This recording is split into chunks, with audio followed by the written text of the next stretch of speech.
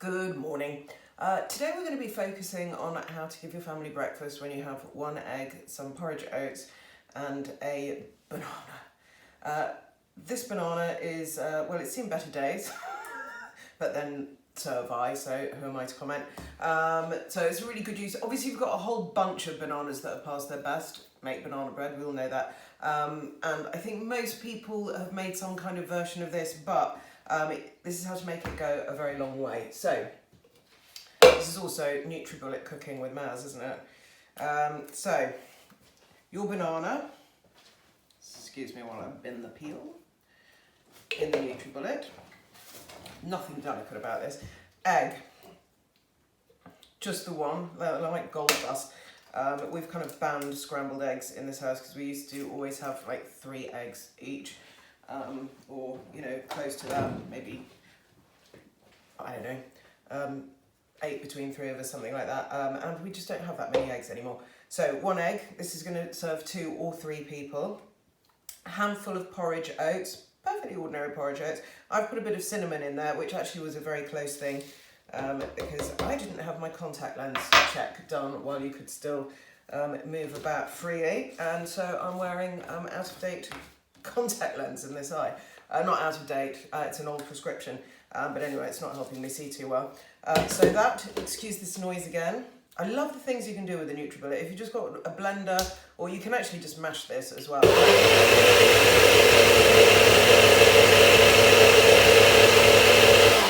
Get it nice and smooth, just give it a shake.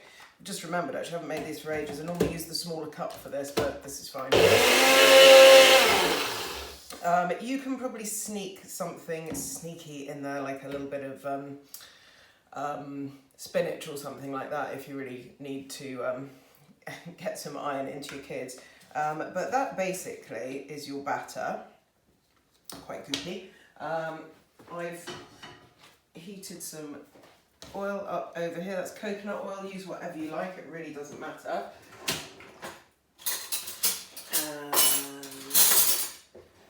Nice big tablespoon.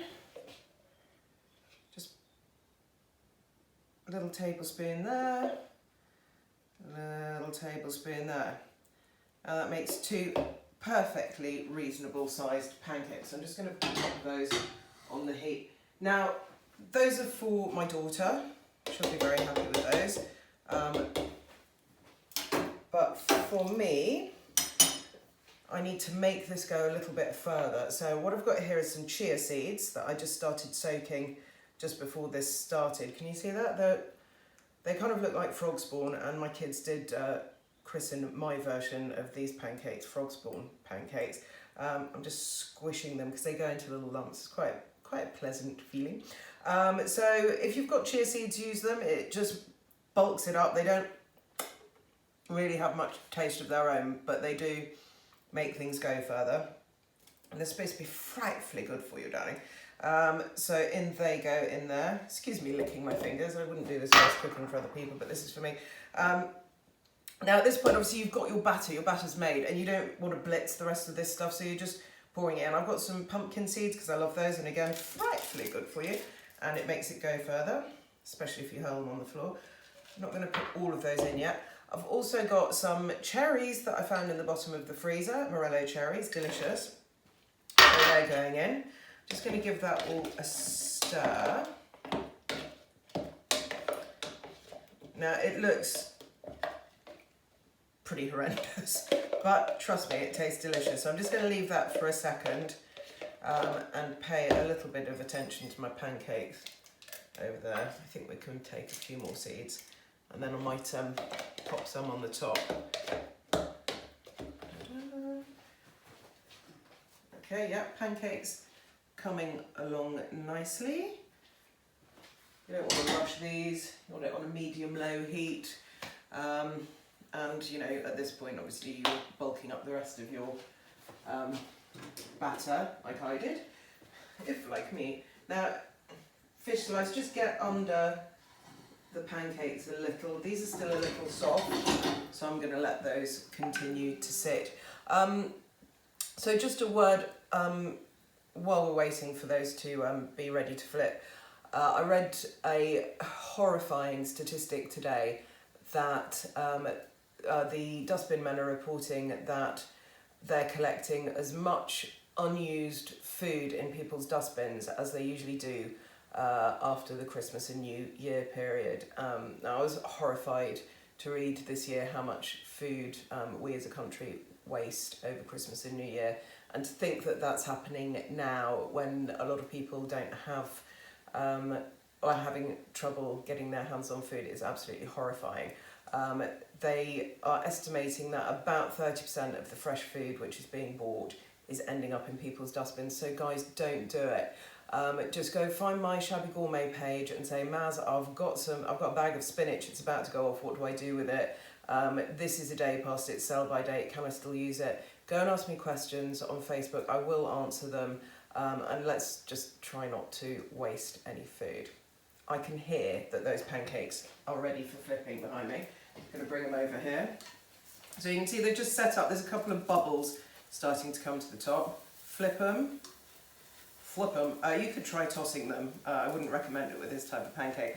Now, I'm very lucky we've got some of this chocolate left from a recent visit to Belgium, so I'm just going to put the chocolate on the flipped side and put that back on the heat. And now, to save lecturing you again, I think I'll pause this and come back when those are done. Right, got a plate. Okay, I've not been idle. So we're just going to have a look underneath those pancakes. You can't flip them if you've done this. Oh, and yes, those are cooked beautifully.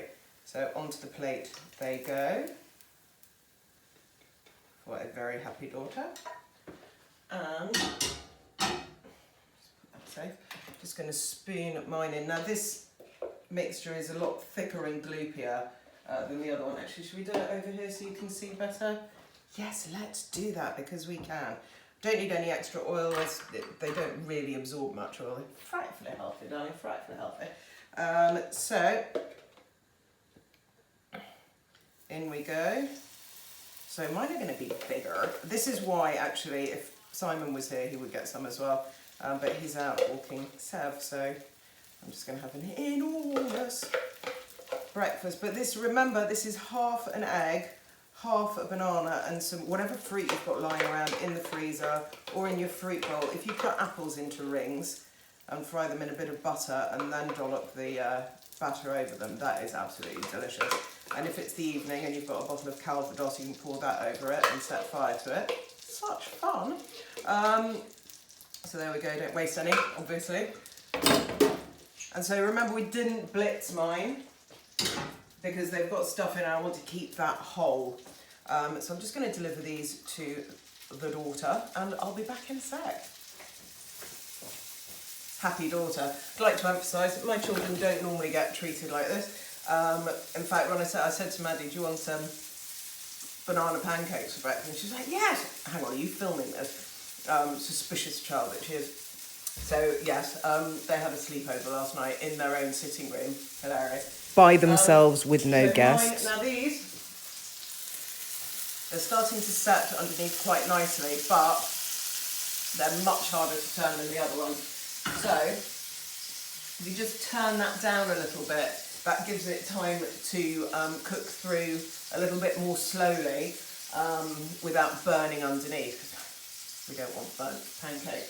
What I'm going to do with these is, because I have the cherries and I have one more square of chocolate, I thought, you know, cherries and black chocolate, well, that kind of says Black Forest Gâteau to me, really. So that's what I'm doing. I'm having Black Forest Gâteau pancakes. They work really well as well. If you have any peanut butter, a bit of peanut butter on them is absolutely delicious. But basically, put whatever fruit in you like, put whatever toppings on you like, and it is one egg, a handful of oats, and a banana. And the more knackered the banana is, the better, really.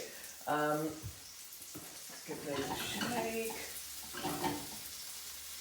Lovely. Yeah, a bit of whipped cream if you've got it. I think I might have some creme fraiche in the fridge that is probably a few days past its sell by date. Might as well use that. So yeah, so that's how I'm going to be having mine. I'd love you to comment below on how you have yours.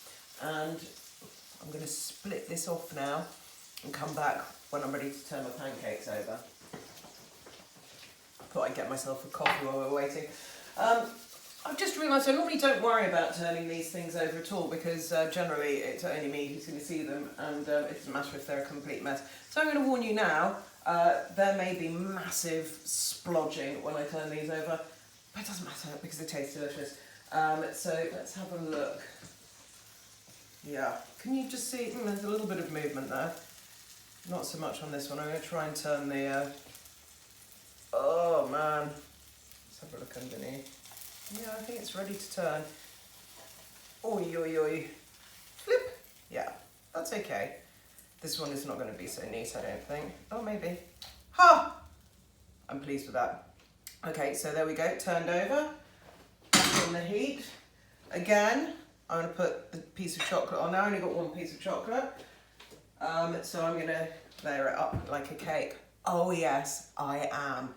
I'm very excited. I might also, yeah, I'm going to chuck these extra pumpkin seeds in the pan. Just around it to toast up because I love that crunch on the top. That's pretty much it. I'm not going to bother keeping you on while I edge them out of the pan. But I'll show you what it looks like at the end. So I hope you've enjoyed that, and do make some pancakes. Do tell us what they're like.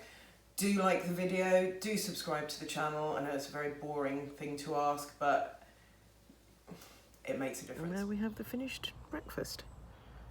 Black Forest Gâteau pancakes.